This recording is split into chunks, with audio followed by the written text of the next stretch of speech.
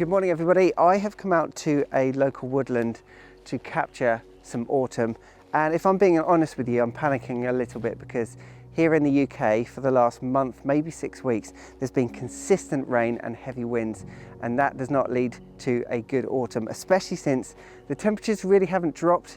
So it seems to be for the last couple of years, autumn is just getting pushed back and back and back. Whereas at the time of filming this, we're in the second half of November, I'm watching other people's videos that are not in the UK, and about a month ago they were getting the wow colours of autumn.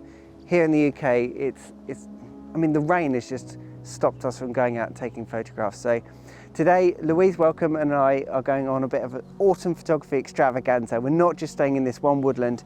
We're going to be jumping in the car, going to a few different locations, kind of like a panic sale is going on. Quickly, come get your autumn photographs before they sell out.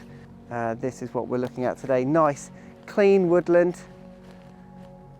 We've still got some colour on the leaves up there. Sun is coming up over there in about 10 or 15 minutes. You go over there and talk to yourself in the woods, okay? I will. We've come out in two vibrant coloured jackets. She's wearing plum and I'm wearing orange. Amazing. Okay. So this is the scene I'm photographing anyway. I've got one lone tree with low hanging branches over here. I think that these fallen branches in the foreground are actually adding. You can see that these are all pointing towards the tree, which is good. So yeah, I'm including those in the composition. And today I'm keeping things pretty simple. I'm using the Sony A7iv III with the Tamron 28-200, which is giving me loads of flexibility for woodland photography. There you go, that's what the image looks like at the moment. And shooting at f8, 1/6 of a second, ISO 100. And you've got a backlit scene, which helps separate the tree.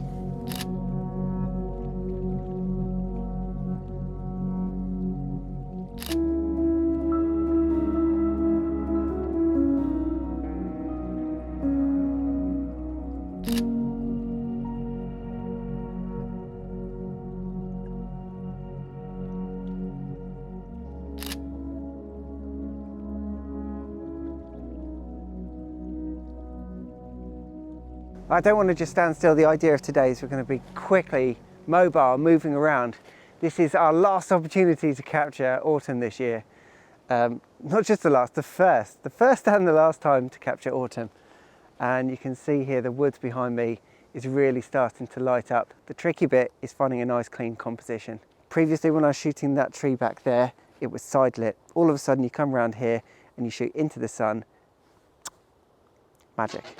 Now Ben has handed his Osmo Pocket to someone who knows. And she doesn't know that the microphone's over here on me, does she?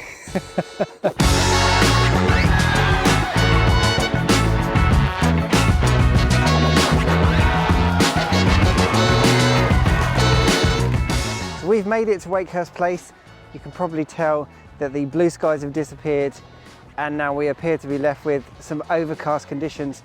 And in some circumstances you might start to cry about that, but I have brought my macro lens with me, and if you know anything about macro photography, overcast conditions are perfect for that. Now what I've been doing this year, 2023, compared to last year, is trying to understand my subject a bit better. So this year I have been cataloguing different trees so that I understand different trees, which ones are good for photographing at different times of the year, which ones go particularly vibrant in the autumn. So I bought myself a book on native British trees.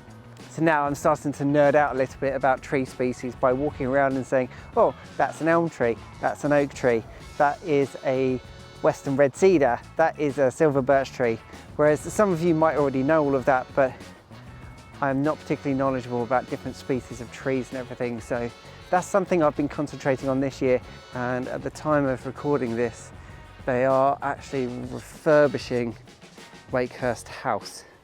So it's a good job I wasn't here to photograph that because it's currently covered in scaffolding. But what I will be doing if the blue skies come back is shooting some infrared here, because I've been to Wakehurst Place many times, and it's actually a really good place for shooting infrared, especially since you've got a lot of lakes here, and water in infrared tends to go very punchy black. Foliage goes bright white, but the thing I can't say I've ever done is actually shoot infrared in autumn. So I'm just curious to see whether or not autumn leaves go as vibrant white as they do in the summer. You have a look, you can be the first person to see. Is that going to be a successful infrared shot? Let's have a look. It's not as rubbish as I thought it was going to be. That's a positive review. Do you know what? I've never seen autumn shot in infrared before.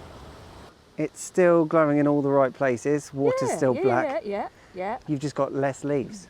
Right, so this is the scene that I just spotted, thinking, okay, well, maybe this is going to work for an infrared shot. So we've got the water in the foreground, which turns very dark in infrared. Then you've got the path that leads through. And I just thought, do you know what, this could be quite a nice scene. I think that infrared still could work in the autumn time.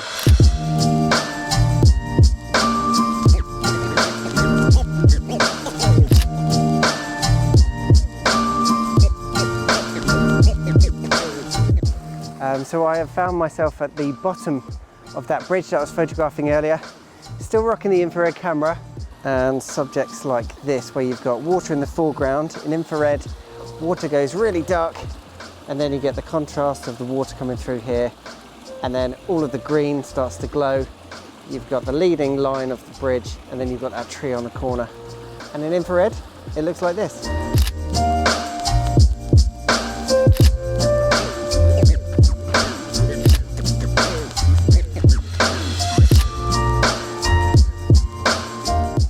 This is our subject.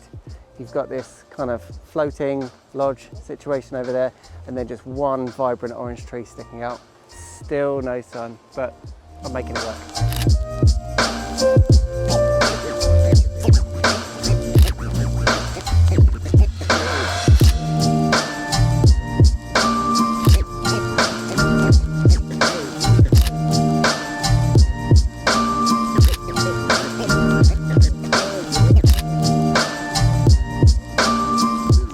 So we are just wandering around the grounds of Wakehurst, looking for lone trees with a bit of colour. We've both got macro lenses on us, so we're kind of just picking out details that catch our attention. This tree up here, just at the end of the path, that's the tree in my infrared photograph. And it's still got some leaves on it, so we could be recreating an infrared photograph about 8 years later. Right, let's see what this looks like in infrared in 2023.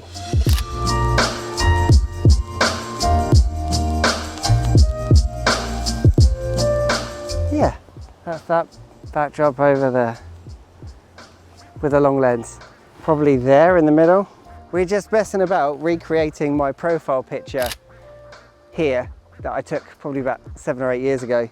And the reason that it might be so quiet is because they might have closed. 4:30, good. That's the reason. We just got the place to ourselves.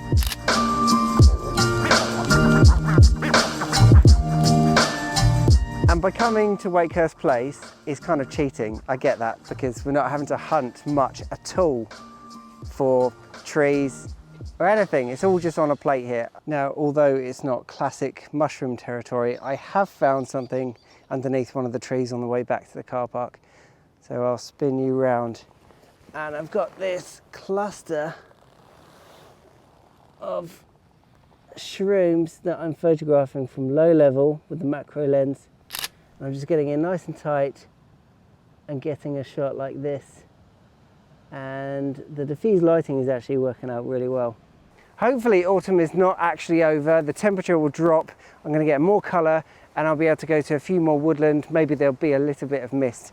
But just in case there is no further opportunity for taking photographs of autumn woodland, I thought today I would absolutely smash it and do as much as I could do in one day. I am knackered, time to go home. So thanks for watching. Don't forget to like, subscribe, hit the notification bell, and I'll see you in the next video.